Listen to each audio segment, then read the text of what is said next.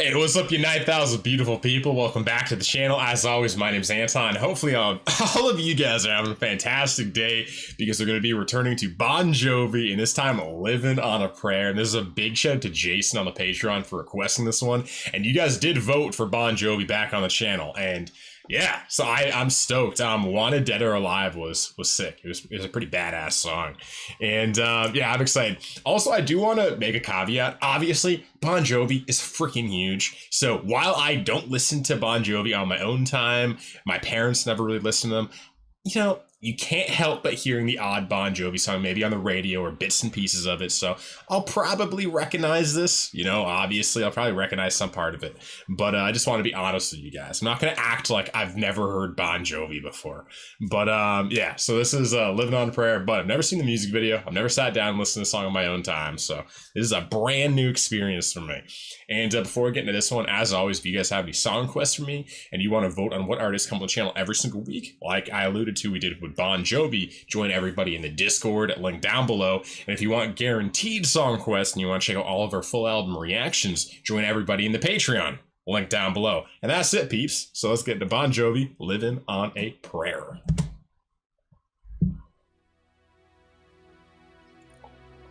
Is this going to be a live video? Is it going to have a story?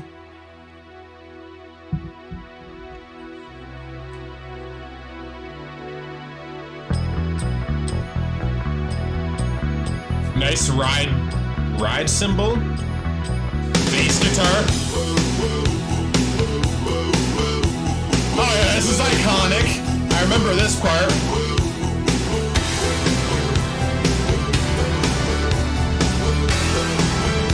Okay, what's he gonna do here? What? I didn't know Bon Jovi was so insane live.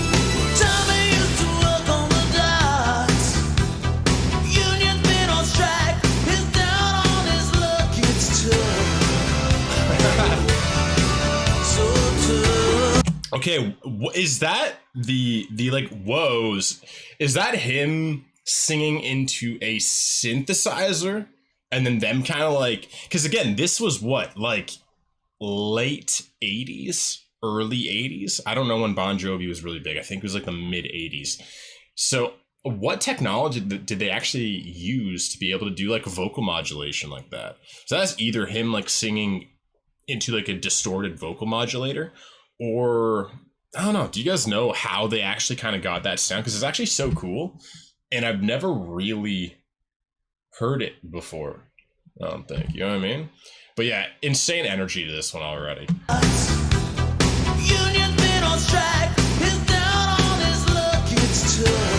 Yeah.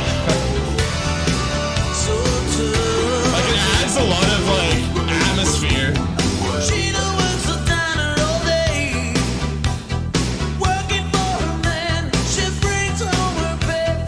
I love the pulsating keyboards. She says we gotta hold on to what we've got. It doesn't make a difference if we make it or not. I'm not gonna pretend like I haven't heard this before. We'll give it a shot. Oh, we're halfway there.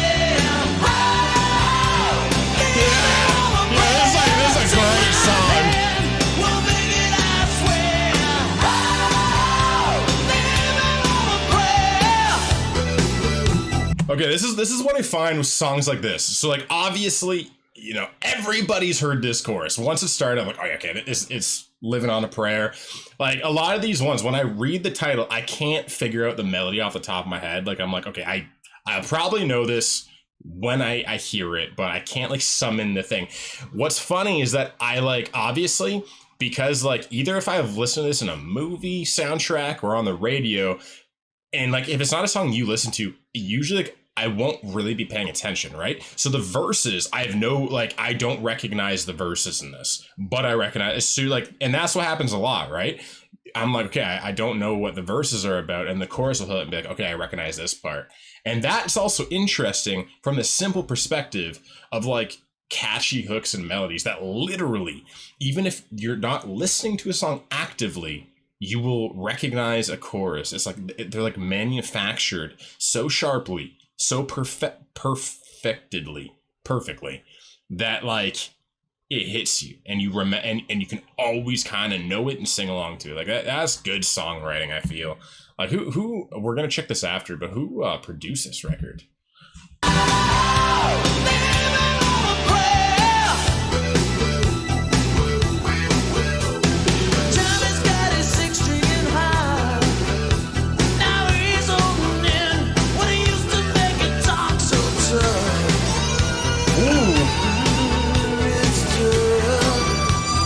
This song has a good building of energy to its verses.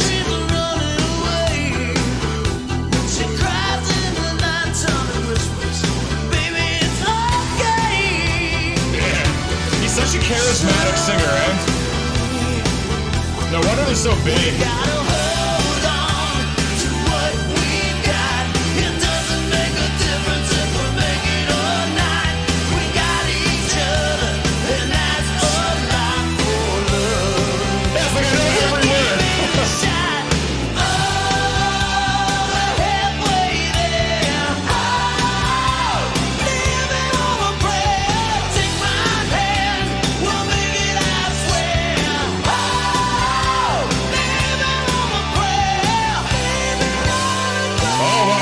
Guitar solo.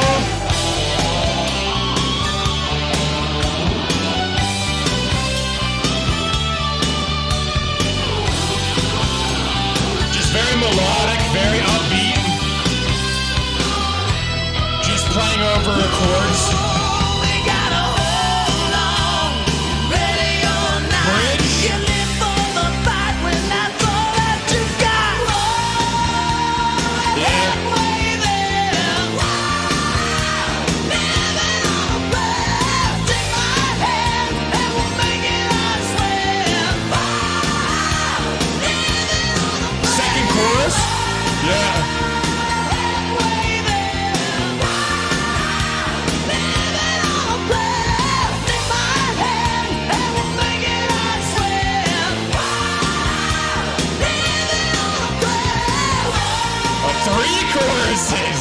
When you have a chorus that good.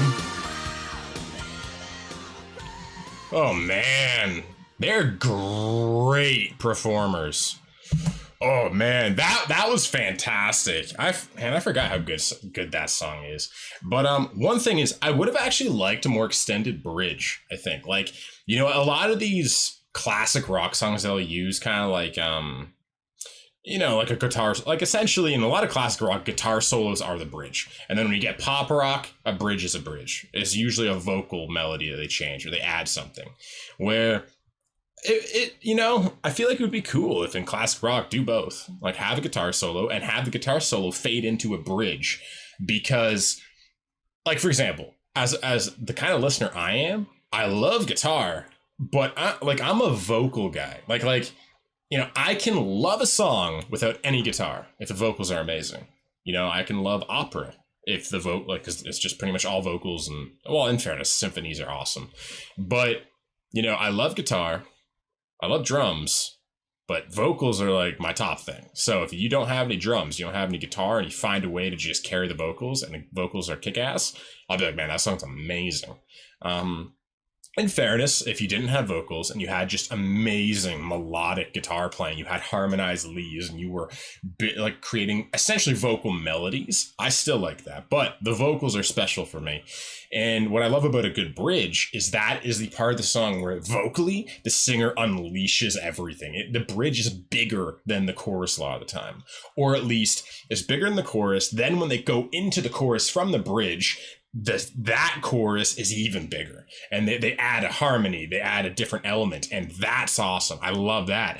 But I could have used that with this one. I would have liked like guitar solo, go into a bridge where everything fades back. And in fairness, this is a driving rock song. Sometimes you don't want to lose the momentum, because that guitar solo went right back into the chorus. Boom, 3 choruses, harmonies, launch it in the stratosphere, right? But For me, I like dynamics. I like ebbs and flows. I like journeys. So what I would have liked is guitar solo, fade it back, and then have half the guitar solo really high energy, and then the second half kind of really melodic, bring the energy down, bring it maybe into an acoustic part, maybe into a clean guitar part, build it back, build the foundation again, and then have like maybe John doing a simple vocal melody and he's like repeating it or something, and he's just rising the tension, rising the tension, rising the tension, and then it just boom, and then he explodes. He does like a big last note, they drive right back in the chorus, do that 3 times, then done. I think that would have been more interesting. It would have added a little bit of added depth to this song, because while this song was kick-ass, I loved it. I think it could have used a bit more dynamics. But again, that's just my opinion, because I like I like dynamic songs. I like, this was, how long was this? Let's see. Living on a Prayer was 4 minutes and 8 seconds. So actually, in fairness, it was a pretty long song. They did quite a bit. But I would have liked that. Like, I love 5-minute songs. 5 minutes for me is the sweet spot. 5 minutes is, it can be progressive, it can have dynamics, but it doesn't overstay its welcome yet. 6 minutes, you're getting into Meatloaf, and if you're not Meatloaf, if you're not Jim Steinman, and you don't crush it, that's a bit long for me to spend on a single song. You know what I mean? Like Celine Dion and Jim Steinman, when they came together, incredible. You know what I mean? That song, it's, the title's so long I forget the title, but you guys all know the one I'm talking about. The one that was trending a few months ago. But yeah, like that song held my attention for like, I think 7 minutes. And I was I was in a trance. Like, that would be cool for Bon Jovi, is like a 5-minute song. You know what I mean? Take me on a journey. Give me, like, you know, John is so charismatic. His voice is so powerful, so amazing. I'm like, yeah, give me something different, because, you know, we've heard Wanted Dead or Alive, and we've heard Living on a Prayer. We've heard, I think that's it. Have we heard anything else? Off the top of my head, I think it's only those 2. But yeah, it's like, you know, I feel like I kind of understand the formula now, and I would like something different. You know what I mean? But yeah, great song all around. And yeah, Living on a Prayer is a second single from Slippery When Wet, which is 1986. So yeah, mid 80s. Yeah. And the second consecutive Bon Jovi single to top the Billboard Hot 100 chart. The other one being You Give Love a Bad Name, which we'll have to do as well. Same kind of story. I feel like I'm going to know parts of that song. I'll probably recognize the chorus, but I probably won't recognize the verses, and I haven't sat down and listened to that one. So, regarding the track's lyrical content, Bon Jovi gave the following statement. It deals with the way that 2 kids, Tommy and Gina,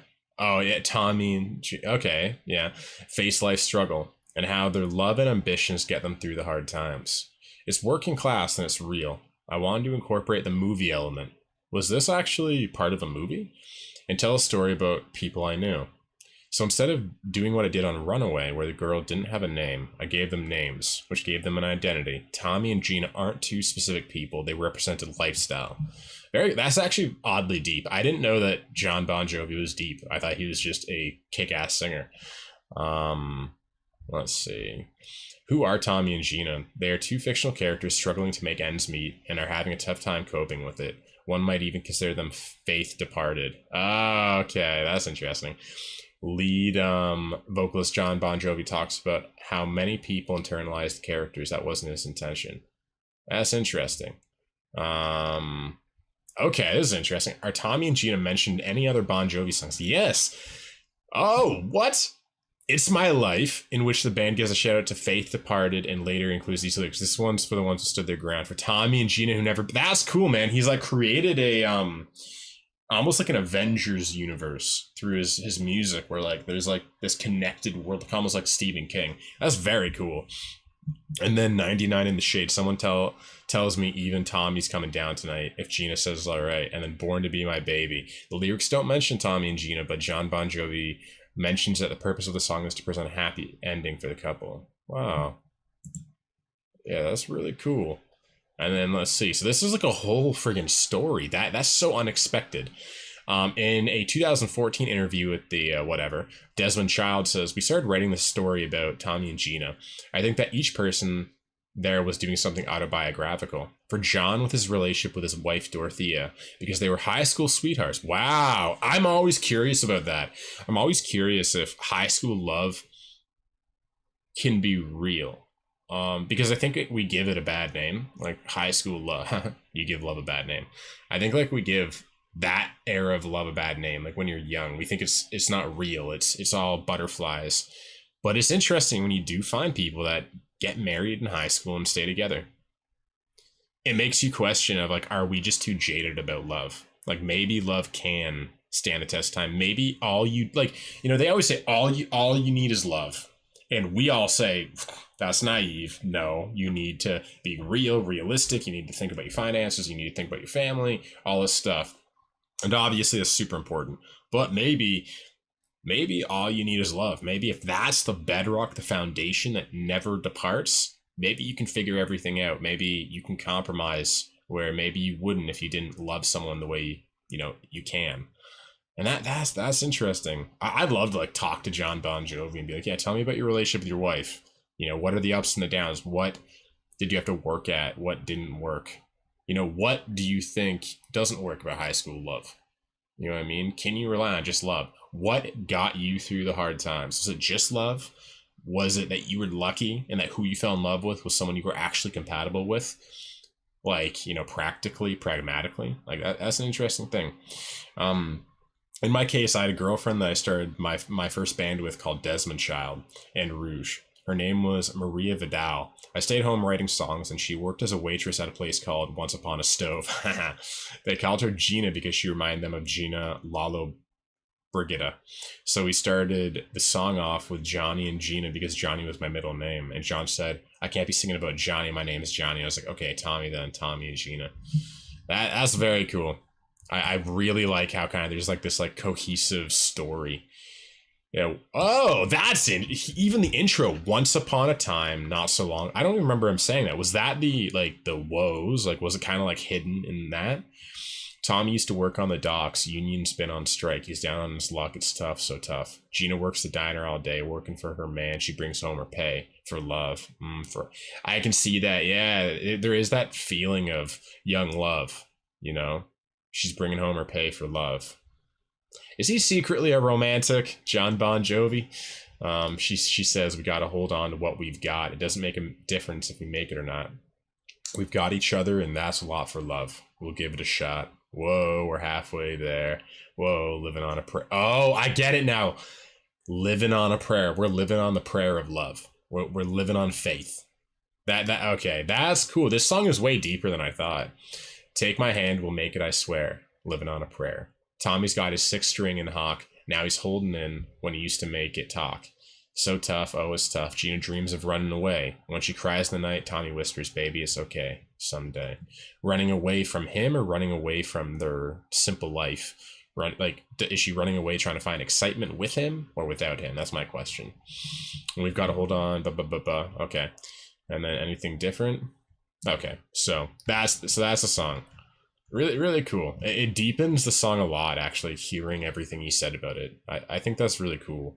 But yeah, so yeah, this was a great one. What do you guys think? What other great Bon Jovi songs are there? Like, what others, yeah, because I never listened to Bon Jovi growing up, but obviously they had hits. They're on the radio sometimes. I've probably listened to. I don't even know. I couldn't tell you how many I've heard snippets of on the radio. I'm not sure, but we'll revisit them, and some I'll be like, oh, I recognize this. Some I'll be like, oh, I've never heard this, because again, they're not like a staple in our family.